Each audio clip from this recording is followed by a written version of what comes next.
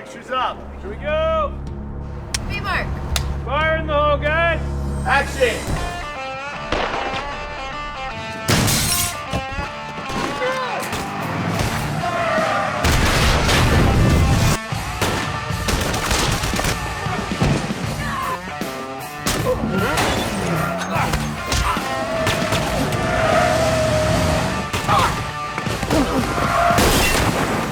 Thank you for your time.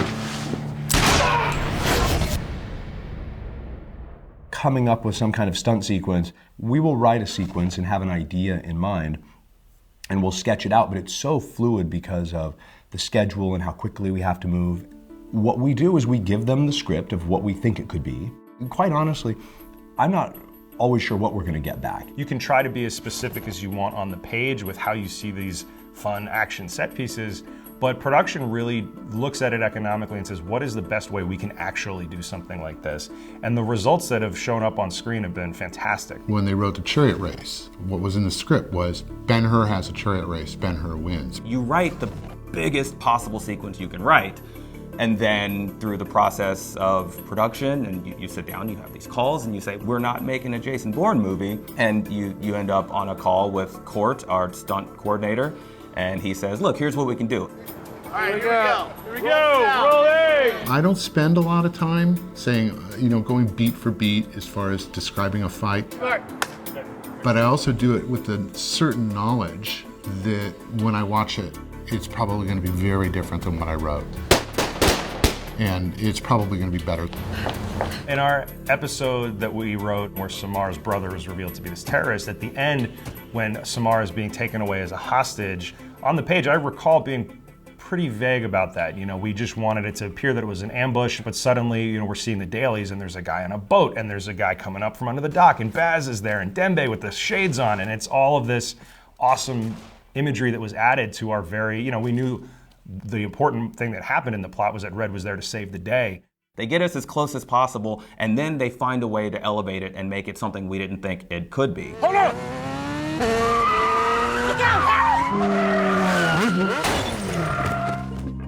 We mix it up. There's great action, great set pieces. It adds to the value of the show. It's much more cinematic.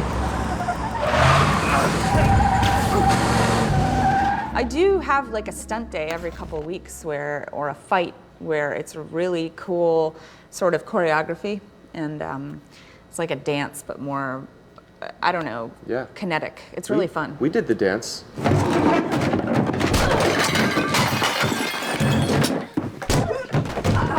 We we had the apartment. best fight of the show. That was really fun. Yeah, that was really fun. We have to top that one day. We do. Do you think we will? We will. Hands Really? down. Are we gonna fight again? Naked fight.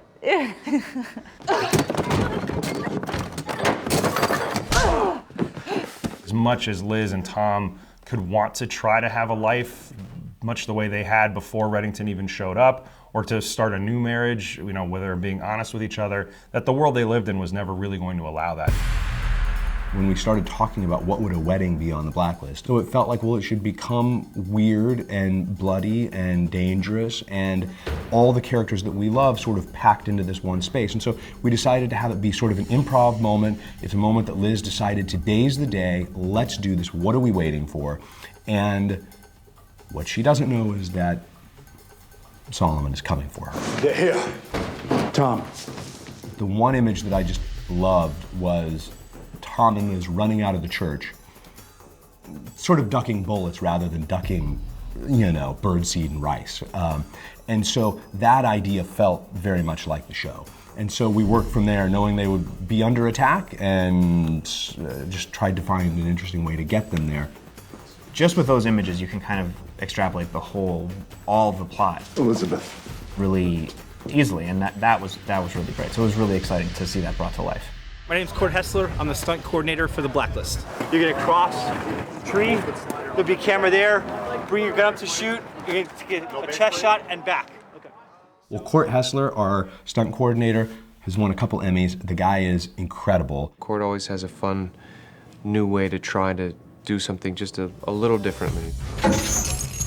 Like choking a guy on a boat with your legs while you're handcuffed to the ceiling, for instance, things like that.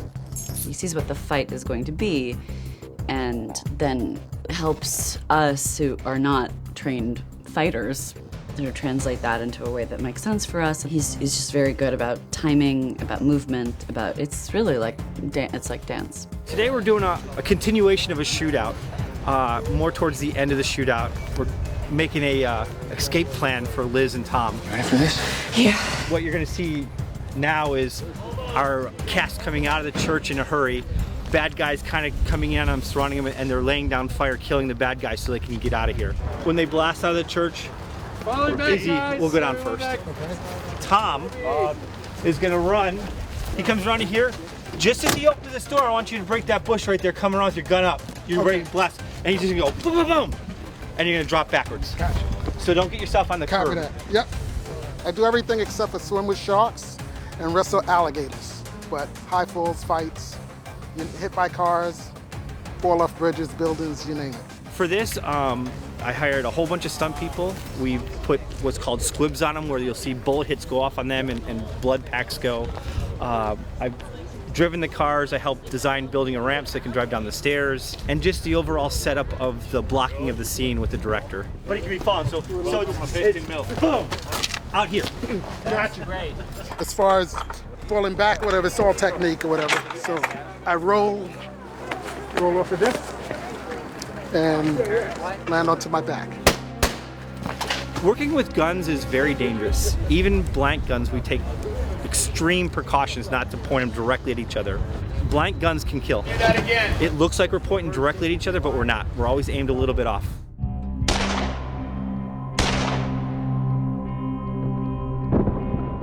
The biggest challenge, especially with TV shows, is the amount of time I get to prepare. I don't get any time. And a lot of times I only get one shot at doing any big stunts. Like on a movie, you'll have 3 cars lined up that you're gonna crash, and if you don't get it right, you just pull up the second car, you try to crash that one, then you got the third one. With TV shows, I get one shot at it. In the next episode, we're gonna crash a car. I have 1 car, and it's this old car like that, so there's no take 2. I loved the action sequence. I mean, it's not a stunt, it's a thing that spreads through the entire back half of episode 9. We can preserve the quiet tranquility of these woods if you just send Karakurt out now. You've got Tom and Wrestler and also Karakurt in the cabin, and Eddie Gathegi's on the outside with the big gun and his team. And there's just so many different moments in that episode where they're exchanging gunfire. Maybe they can put that on the DVD, the fight between Tom Keen and myself that didn't make it in. We spent hours and hours shooting this great fight scene, this elaborate back and forth. It was a real shame we ran out of time to put it in the episode, I hear. I know about you too. I know you're risking your life for someone who doesn't want anything to do. Pre-shootout. Yeah, we did this great fight scene where I show up and... Hey, don't shoot! Don't shoot, it's Donald Wrestler. We don't trust each other, and then one thing leads to another, and we're beating each other up. All right, open it. What are you doing here? Cooper sent me. Look, we gotta get him out of here. I know we do. The director knows you have Karakurt. The Cabal is coming. No offense, but I'll wait for Cooper to tell me that. Hey.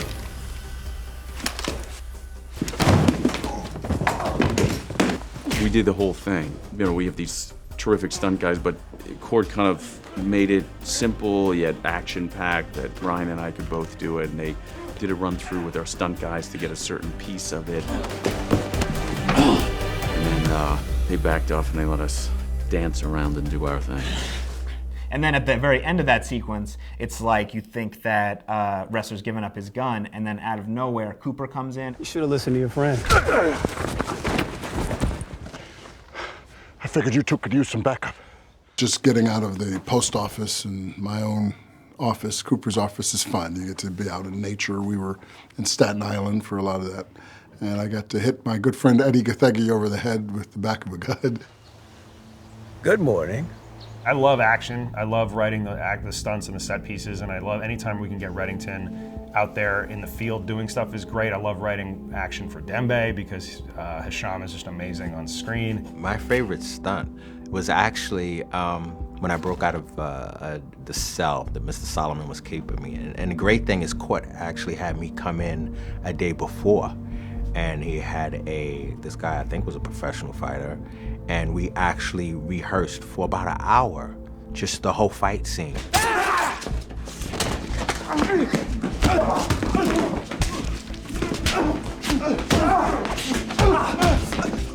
It was just great, not only doing that scene, but also doing the scene with someone who was a fighter.